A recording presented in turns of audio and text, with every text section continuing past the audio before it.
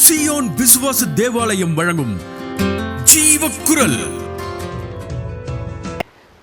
லூசிஃபரின் வீழ்ச்சியும் ஆதாமின் எழுச்சியும், இந்த பொருளை பற்றி நான் பேச விரும்புகிறேன். லூசிஃபர் எப்படி விழுந்தான்? லூசிஃபரின் வீழ்ச்சிக்கு காரணமாயிருந்த சம்பவம் என்ன? நாம் ஏன் படைக்கப்பட்டோம்? மார்க் ட்வெயின் என்ற ஒரு பெரிய மனிதர் சொன்னார், 2 நாட்கள் முக்கியம். ஒன்று, நீ பிறந்த நாள். இரண்டாவது, நீ ஏன் பிறந்தாய் என்று நீ அறிந்து கொள்ளும் நாள். Mark Twain said this, 2 days are important. The day you were born and the day you discover why you were born என்று மார்க் ட்வெயின் சொன்னார். ஆகவே நாம் ஏன் படைக்கப்பட்டோம், ஆதாம் ஏன் படைக்கப்பட்டான் என்பதிலிருந்து நாம் ஏன் வாழ்கிறோம் என்பதின் அர்த்தத்தை நாம் பெற்றுக்கொள்ள முடியும். வேதம் எப்படி ஆரம்பிக்கிறது என்றால், ஆதியாகமம் 1ஆம் அதிகாரம் 1 வசனம். ஆதியிலே தேவன் வானத்தையும் பூமியையும் சிருஷ்டித்தார். ஆதியிலே தேவன் வானத்தையும் பூமியையும் சிருஷ்டித்தார். In the beginning God created heaven and earth. அதில் ஒரிஜினல் மொழியில் நீங்கள் படிக்கும் பொழுது பெரிசித் பாரா எலோஹிம் ஐத் ஹா சமயம் ஐத் எரட்ஸ் என்று இது எபிரேயத்தில் இந்த வசனம் வருகிறது. பெரிசித் பாரா எலோஹிம் என்று ஆரம்பிக்கிறது. God did not start பெரிசித் ஆஷா எலோஹிம். எபிரேயத்தில் 2 சொல், ஒன்று பாரா, இன்னொன்று ஆஷா. ஆஷான்னு சொன்னால் கிரியேஷன், பாரானா ரீக்ரியேஷன், படைத்தது, குலைக்கப்பட்டது, மீண்டும் படைக்கப்படுவது, அதுதான் பாரா. ஆகவே ஆதியாகமத்தில் பெரிசித் பாரா எலோஹிம், நாட் பெரிசித் ஆஷா எலோஹிம். டொஹு பஹு அப்படின்னு 2 வார்த்தை ஃபஸ்ட் சாப்டரில் வருது. ஒழுங்கின்மையும் வெறுமையும், டொஹு பஹு அப்படின்னு சொன்ன ஹீப்ரூ வேர்டுக்கு ஒழுங்கின்மையும் வெறுமையும், அது 2வது வசனத்தில் வருது. முதல் வசனத்துக்கும் 2வது வசனத்துக்கும் மத்தியிலே இடைப்பட்ட காலவெளி மிக பெரியது. There is something called gap theory, something called ruin and reconstruction theory. இது இறையியலிலே ஒரு பெரிய தியரி. அப்பொழுது அவர்கள் மத்தியிலே there was moral sin. தேவன் ஒரு விலக்கப்பட்ட கனியை அவர்களுக்கு வைக்கவில்லை. மாரல் சின்னால் ரொம்ப பிரச்சனை அங்கே சாபத்துக்குள்ளாக மாறியது. லூசிஃபர் பூலோகத்திலும் இருந்தான், பரலோகமும் பூலோகமும் இருந்ததுனால he can go from earth to heaven anytime, go and come back. லூசிஃபரை பற்றி சில வசனங்களை வாசித்து அவனுடைய வீழ்ச்சிக்கு காரணத்தை சொல்ல நான் விரும்புகிறேன். எசேக்கியேல் chapter 28 verse 2. எசேக்கியேல் 28:2. மனுபுத்திரனே, நீ தீருவின் அதிபதியை நோக்கி, கர்த்தராகிய ஆண்டவர் உரைக்கிறது என்னவென்றால், உன் இருதயம் மேட்டிமை கொண்டு, நான் தேவன், நான் சமுத்திரத்தின் நடுவே தேவாசனத்தில் வீற்றிருக்கிறேன் என்று நீ சொல்லி உன் இருதயத்தை தேவனின் இருதயத்தை போல் ஆக்கினாலும் நீ மனுஷனே அல்லாமல் தேவன் அல்ல. தீருவின் அதிபதி. நீங்கள் எசேக்கியேல் 28:12 போனீங்கன்னா தீருவின் ராஜா 2 இருக்குது. என்கிட் என்பது அதிபதி, மிலக் என்பது ராஜா. ஆகவே எபிரேயத்தில் 2 பேர் இங்கே சொல்லப்பட்டிருக்கு. 28:2 அதிபதி, 28:12 மன்னன், ராஜா. ஆகவே அந்த அதிபதி என்பது எத்துபால், ஈராம் என்று 2 ராஜாக்கள் இருந்தார்கள். எத்துபால், ஈராம் என்ற ராஜாக்கள். அந்த ராஜாக்களில் வானத்தின் அதிபதி, spiritual personality is Lucifer. Lucifer என்ற வார்த்தைக்கு torch bearer or shining one, பிரகாசமுள்ளவன், ஒளியை தாங்கி நிற்பவன் என்பது லூசிஃபர் என்ற வார்த்தைக்கு அர்த்தமாயிருக்கிறது. பிதா, குமாரன், பரிசுத்த ஆவியானவர். அதில் பிதாவானவர் குமாரனாகிய கிறிஸ்துவை அதிக கனப்படுத்தினார். பிதா, குமாரன், பரிசுத்தாவிக்கு அடுத்தபடியாக படைக்கப்பட்ட ஈக்குவலாக 4வது ரேங்கில் படைக்கப்பட்ட 2 பேர் ஒன்று வந்து லூசிஃபர், இன்னொன்று வந்து சிஸ்டர் விஸ்டம். லூசிஃபரை பற்றி நான் சொல்ல விரும்புகிறேன். எசேக்கியேல் 28:13. நீ தேவனுடைய தோட்டமாகிய ஏதேனில் இருந்தவன். பத்மராகம், புஷ்பராகம், வைரம், படிகப்பச்சை, கோமேதகம், யஸ்பி, இந்திரநீலம், மரகதம், மாணிக்கம் முதலான சகலவித ரத்தினங்களும் பொன்னும் உன்னை மூடிக்கொண்டிருக்கிறது. நீ சிருஷ்டிக்கப்பட்ட நாளில் உன் மேள வாத்தியங்களும் உன் நாகசுரங்களும் உன்னிடத்தில் ஆயத்தப்பட்டிருந்தது. பிதா, குமாரன், பரிசுத்தாவிக்கு அடுத்தபடியா, இயேசு கிறிஸ்துக்கு அடுத்தபடியா மிக அழகாக படைக்கப்பட்டவன் லூசிஃபர். லூசிஃபருக்கு என்ன செய்தார்னா, தேவன் 9 வித கற்கள், அந்த பேரை வாசித்தாங்க, 9 ப்ரெஷியஸ் ஸ்டோன்ஸ். அவனுக்கு வந்து தங்க ஜருகை.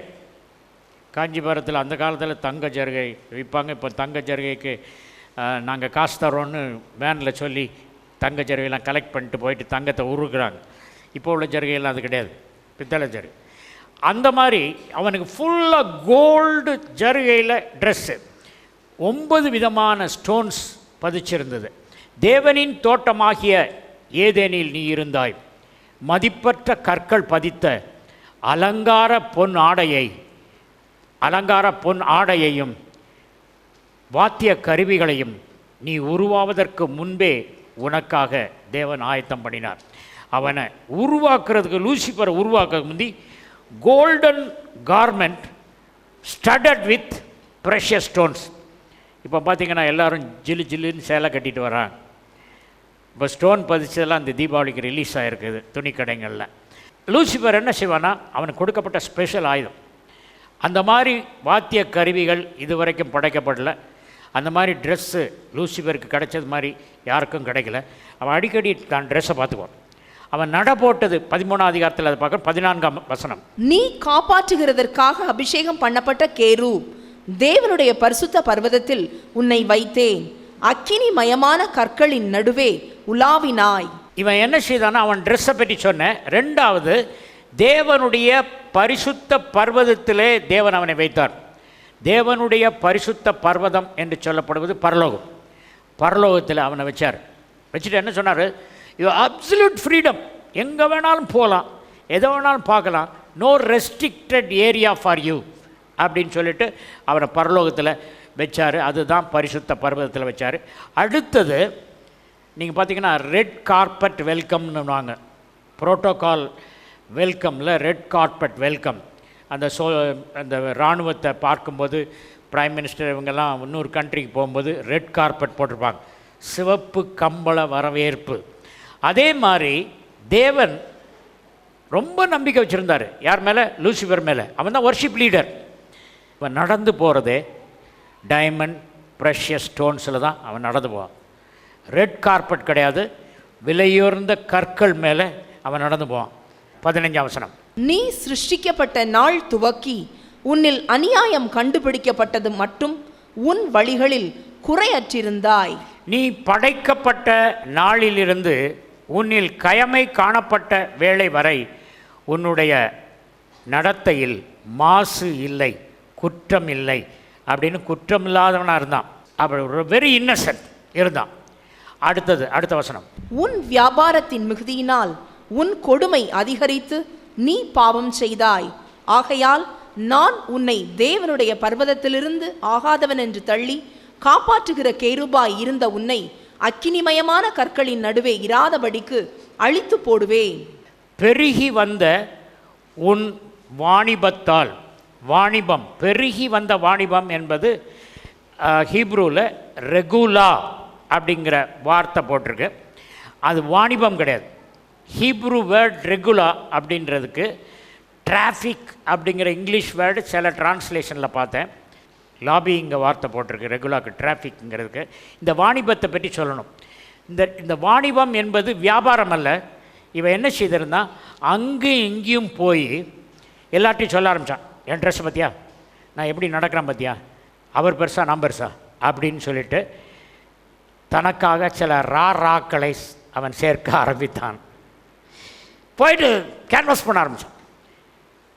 பார்த்திங்கன்னா இந்த கேன்வாஸ் பண்ணதுனால தான் அவன் விழுந்து போனான். நீதிமொழிகள் அவன் விழுந்த பிறகு தான் எழுதுனது, சிஸ்டர் விஸ்டம் எழுதுனது. அதனால் சிஸ்டர் விஸ்டம் சொல்லுது, நீ மாதிரி இந்த மாதிரி டிராஃபிக்கிங் மீன்ஸ் ராராக்களை பொய் சொல்லி சேர்ப்பது. எவ்வளோ ராராக்களை சேர்த்தான் தெரியுமா? 10⁻14 1 போட்டு 14 சைஃபர் போட்டால் எத்தனை எண்ணிக்கையோ அத்தனை தேவதூதர்கள். 1/3 of angels is that number. I ask the number. அத்தனை பேரும், ஐயா நீங்கள் சொல்கிறது உண்மைதான் ஐயா, நாங்கள் உங்கள் கட்சி தான், நீங்கள் எங்கே போகிறீங்களோ நாங்கள் வரோம் அப்படின்னு இருக்கும்போது ஒரு நாள் அவனுக்கு என்னாச்சுன்னு சொன்னால், நம்ம சிங்காசனம், இவர் இங்கே சிங்காசனத்தை போட்டிருக்கா, இவரை வர்ஷிப் பண்ணுறது போல் நமக்கு நிறைய ஆட்கள் சேர்ந்துட்டாங்க, இவர் சிங்காசனத்துக்கு மேலே ஒரு சிங்காசனத்தை நான் போடுவேன், அங்கே என்னுடைய ராராக்கள்லாம் கூப்பிட்டு சுற்றி வர சூழலை நிறுத்தி என்னை வர்ஷிப் பண்ணுங்கடான்னு சொல்லுவேன். அப்போ சந்தோஷமாக இருக்கும், அப்போ அவருக்கு மேலே ஆயிடுவேன். இவர் என்னையை சேர்க்கலை, இவர் என்னை சேர்க்கறது, நானே என்னை உயர்த்துக்கிறேன் அப்படின்னா. ஏசாயா தீர்க்க தரிசன புத்தகம் 14ஆம் அதிகாரம் 13ஆம் வசனம். நான் வானத்துக்கு ஏறுவேன், தேவனுடைய நட்சத்திரங்களுக்கு மேலாக என் சிங்காசனத்தை உயர்த்துவேன், வடபுறங்களிலுள்ள ஆராதனை கூட்டத்தின் பர்வதத்திலே வீற்றிருப்பேன் என்றும், நான் மேகங்களுக்கு மேலாக உன்னதங்களில் ஏறுவேன், உன்னதமானவருக்கு ஒப்பாவேன் என்றும் நீ உன் இருதயத்தில் சொன்னாயே. லூசிஃபருக்கு எப்படி பாவம் வந்தது சொல்லுங்கள்? அவன் ட்ரெஸ்ஸை பார்த்தான், நடக்கிறத பார்த்தான், கண்ணால் பார்த்தான். அதான் கண்களின் இச்சை. லூசிஃபரின் பாவம் உலகத்திற்கு வந்ததற்கு காரணம் அவனுடைய கண்களின் இச்சை. ஜீவனத்தின் பெருமை, அருவாள் எடுத்து வெட்டுறதை விட, கால் ஓடி செய்கிற பாவத்தை விட அமைதலாக செய்கிற பாவம் கண்கள் தான். நீதிமொழிகள் 4ஆம் அதிகாரம் 23ஆம் வசனத்திலிருந்து 25ஆம் வசனம் வரைக்கும். எல்லா காவலோடும் உன் இருதயத்தை காத்துக்கொள், அதனிடத்து நின்று ஜீவ ஊற்று புறப்படும். வாயின் தாறுமாறுகளை உன்னை விட்டு அகற்றி உதடுகளின் மாறுபாட்டை உனக்கு தூரப்படுத்து. சத்தியத்தை இருதயத்தில் காத்து கொள்வதற்கு பதிலாக பொய்யை இருதயத்தில் காத்து கொண்டதினாலே மரண நதி அவன் உள்ளத்தில் ஓட ஆரம்பித்தது. உன் கண்கள் நேராய் நோக்க கடவது. எப்பா, உன் கண்கள் நேராக நோக்கணும். Your line of sight shall be straight. Don't look at your garment, don't look at the ground, you look straight.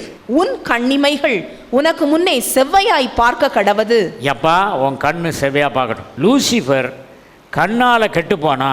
நியாயாதிபதிகளின் புஸ்தகத்தில் லாஸ்ட் சாப்டர், லாஸ்ட் வேர்ஸ். அந்நாட்களிலே இஸ்ரவேலில் ராஜா இல்லை, அவனவன் தன் தன் பார்வைக்கு சரி போனபடி செய்து வந்தான். அவனவன் தன் கண்ணுக்கு எப்படி தோன்றியதோ அதன்படி செய்தான். கண் போன பார்வையில் கால் போச்சு, அவன் சிங்காசனத்துக்கு மேலே அமைக்கணும்னு நினச்சான். தனக்கு ஆள் சேர்த்தான், அங்கே இங்கே போய் ஆள் சேர்த்தான். இப்போ பாருங்கள், ஒரு பேங்க் இருக்குது, நிறைய ஆஃபீஸர்ஸ் இருக்காங்க. அதில் ஒரு ஆஃபீஸருக்கு சீஃப் மேனேஜருக்கு பிடிக்காது. அப்போ என்ன செய்வான், அவனுக்கு ஒரு 10 பேரை சேர்ப்பான். சார், நம்ம மேனேஜர் பார்த்தீங்களா, அவர் யூஸ்லெஸ் மேன். ஆமாப்பா, அப்படி தான், நீ நம்ம கட்சியில் சேரு, அவர் காலை வாடுறதுக்கு நம்ம என்னென்னு திட்டம் போடலாம் அப்படின்னு ஒரு குழு சேர்ப்பான், கட்சி சேர்ப்பான். நீதிமொழிகளின் புத்தகம் 11ஆம் அதிகாரம் 13ஆம் வசனம்.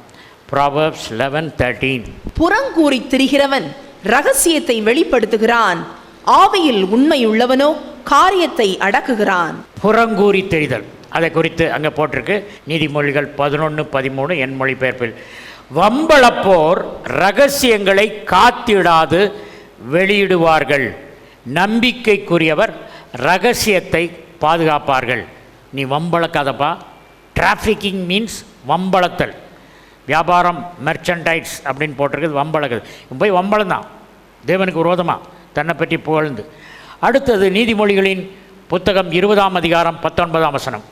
தூற்றிக்கொண்டு திரிகிறவன் ரகசியங்களை வெளிப்படுத்துவான், ஆதலால் தன் உதடுகளினால் அலப்புகிறவனோடே கலவாதே. வாயாடியோடு உறவு வைக்காதே. இது ஏன் மொழிபெயர்ப்பு. வாயாடியோடு உறவு வைக்காதே, வேண்டாததை சொல்லிட்டு தெரியுது, வேஸ்ட் ஆஃப் டைம். ஆகவே சேட்டனுடைய ஃபர்ஸ்ட் சின் ப்ரைடு. எப்படி வந்தது? கண்ணுனால் வந்து. செகண்ட் சின் வாயாடி, எல்லாத்தையும் போய் சொல்கிறது. தேர்ட் சின் வந்து கலகம். ஃபோர்த்து சின் வந்து ரெபல்லியன், கலகத்துக்கு அடுத்தது முரட்டாட்டம். இதுதான் 4 சின் தான் லூசிஃபருக்கு வந்த. ஒன்றொன்னா படிப்படியாக வர ஆரம்பிச்சிச்சு. கர்த்தருக்குள் அன்பானவர்களே, தேவனுடைய சிங்காசனத்தில் பாதுகாப்பாக இருந்தவன், ஏதேன் தோட்டத்தில் 3000 பேருக்கு அதிபதியாக இருந்தவன், அவனுக்கு இந்த 4 பாவங்கள் வந்ததுனாலே தேவன் அவன் மேல் கோபம் பண்ணார். 3வது பாவம் என்னதுன்னா கலகம். 1 சாமுவேல் 15ஆம் அதிகாரம் 23ஆம் வசனம். இரண்டகம் பண்ணுதல் பில்லி சூனிய பாவத்திற்கும் முரட்டாட்டம் பண்ணுதல் அவபக்திக்கும் விக்கிரக ஆராதனைக்கும் சரியாயிருக்கிறது. இந்த இரண்டகம், கலகம் சூனியத்திற்கு நிகரான பாவம், முரட்டுத்தனம் சிலை வழிபாட்டிற்கு ஒப்பான பாவம். நீ ஆண்டவர் வார்த்தையை புறக்கணித்தாய், அவரும் உன்னை தள்ளிவிட்டார். இதுதான் லூசிபருக்கு நடந்தது. அப்போ எசேக்கியேல் 28ஆம் அதிகாரம் 18ஆம் வசனம். உன் அக்கிரமங்களின் ஏராளத்தினாலும் உன் வியாபாரத்தின் அநீதத்தினாலும் உன் பரிசுத்த ஸ்தலங்களை பரிசுத்த குலைச்சலாக்கினாய்.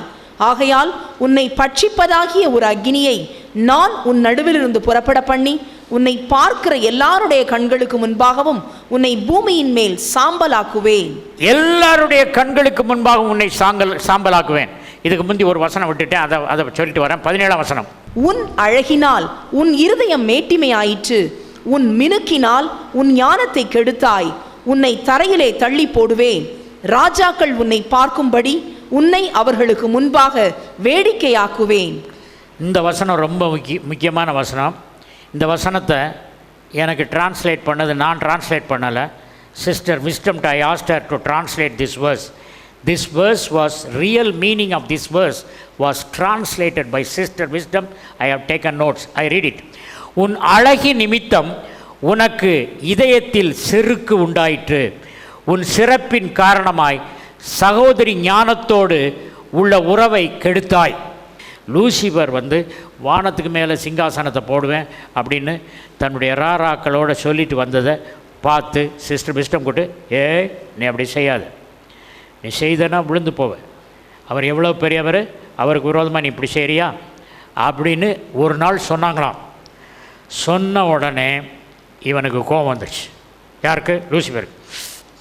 விட்டன்னா ஒரு அறை அப்படின்னு கையை வாங்கினான்.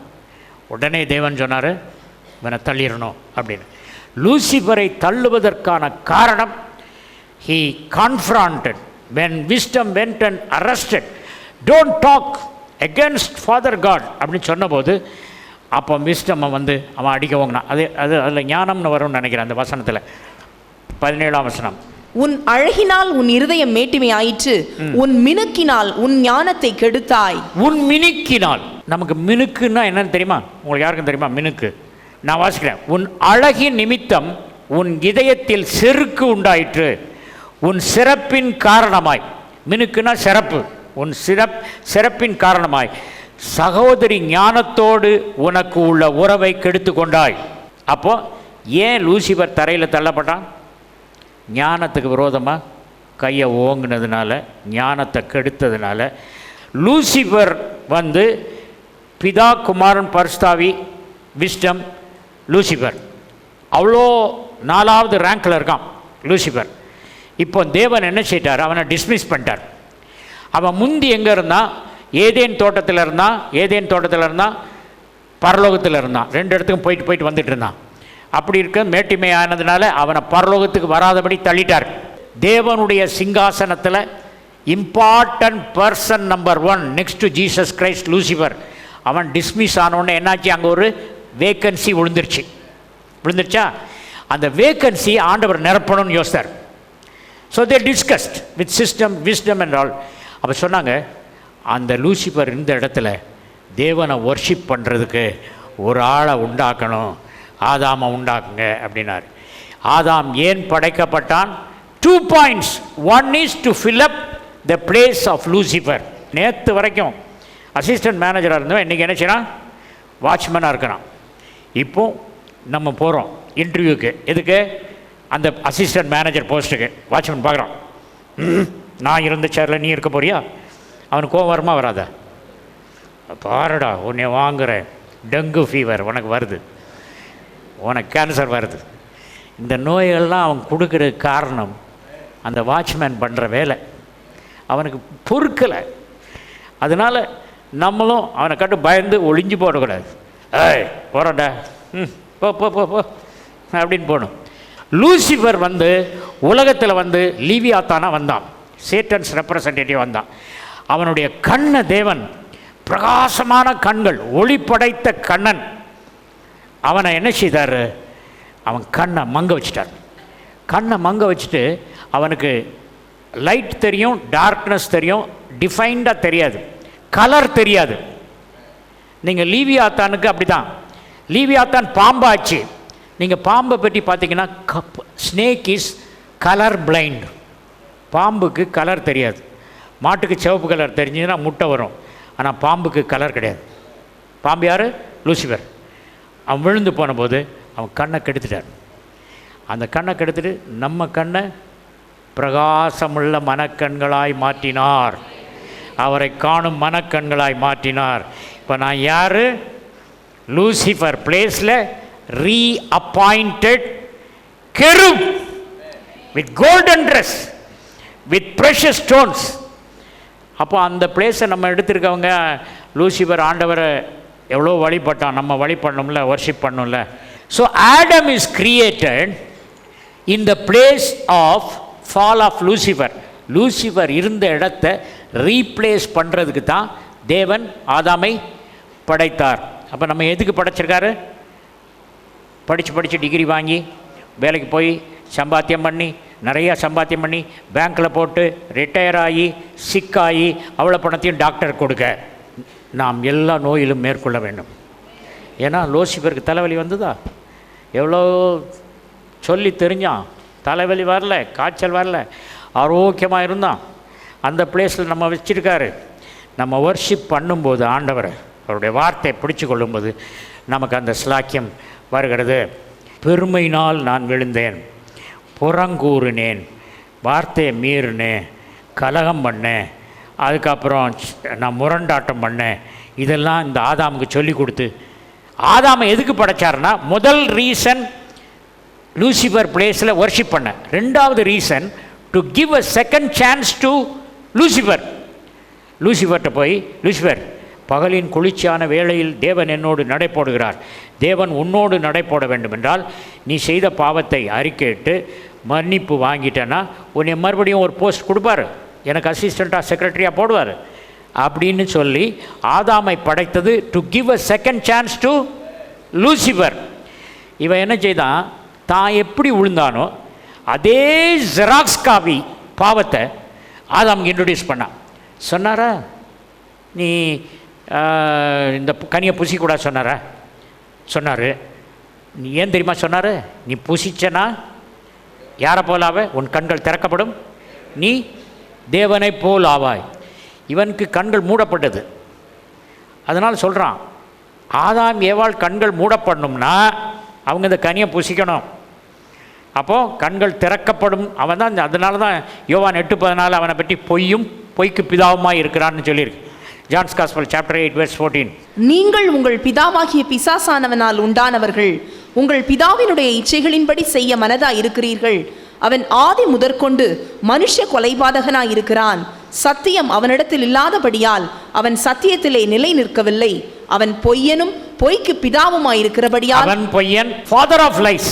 பெயில்செபூப், சேட்டன், லூசிஃபர் எல்லாம் ஒரே ஆள் தான். பெயில்செபூப் அப்படின்னு சொன்னால் பெயில், பால், ஜபப். பால்னா காட், ஜபப்னா ஈக்கள், ஃப்ளைஸ்.